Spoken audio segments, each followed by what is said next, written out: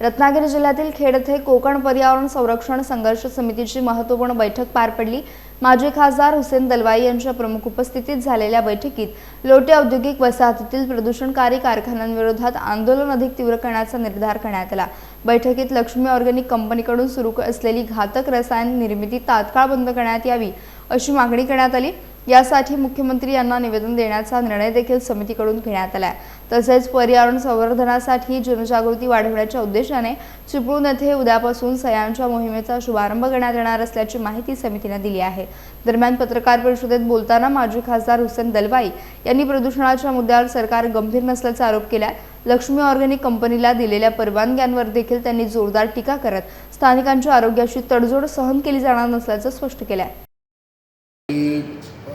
इथे लोट्यामध्ये ज्या ज्या इंडस्ट्री झालेल्या आहेत, केमिकल इंडस्ट्री, त्याने हौदोस घातलेला आहे आणि त्याचे दुष्परिणाम इथल्या निसर्गावर होतात, इथल्या मानवजातीवर होतात, गुराढोरांवर होतात। सगळं इथे फार मोठा प्रॉब्लेम झालेला आहे। त्यात ही लक्ष्मी ऑर्गॅनिक कंपनी जी आहे ते पिपास नावाचं एक मटेरियल तयार करतं आणि त्याच्यातून प्रचंड प्रमाणामध्ये मानवी याला नुकसान होते, जीवनाला।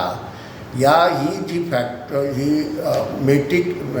मेटिनी नावाची इटलीमध्ये हा कारखाना होता आणि ते हे पिपास निर्माण करायचे। तर तिथे मोठ्या प्रमाणात माणसं दगावली। ती कंपनी बंद केल्यानंतर 1 वर्षाच्या नंतर त्या कंपनीचं जी यंत्रसामुग्री होती ती जशीच्या तशी इथे आणण्यात आली आणि त्यांचे जे डायरेक्टर होते त्यातला एक डायरेक्टर 6 वर्ष आत राहिलेला तोही इकडे आला आणि इथे काहीतरी डायरेक्टर बनला असं म्हटलं जातं आणि ही कंपनी इथे आता लुटायला चालू आहे। आमचा लढा त्या कंपनीचं ते PFAS प्रोडक्शन ताबडतोब बंद करा आणि इतर ज्या कंपन्या आहेत ज्याच्यातून कोकणामध्ये मोठ्या प्रमाणात नुकसान होतं आहे, इथली शेती सगळी संपली, इथला आंबा सगळा संपला, इथला काजू सगळं संपला, इथला नारळ संपला, इतकंच नव्हे इथे आवळा आणि चिंचसुद्धा संपली।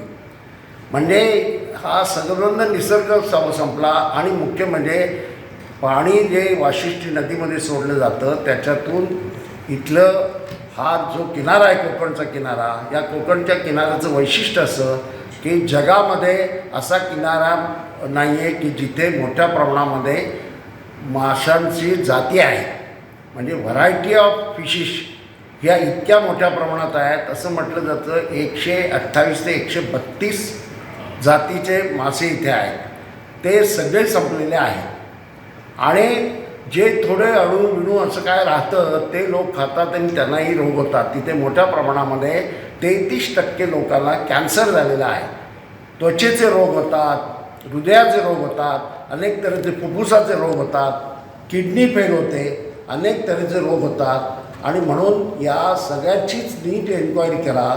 मी मुख्यमंत्र्यांना पत्र दिलेलं आहे, कंपनीचे चेअरमन, कंपनीचं मॅनेजिंग डायरेक्टर, कंपनीचा CEO यांनाही पत्र दिलं आहे की ह्या गोष्टी ज्या आहेत त्याच्या संबंधात माहिती द्या। कंपनीने या संबंधामध्ये काहीही माहिती दिलेली नाही।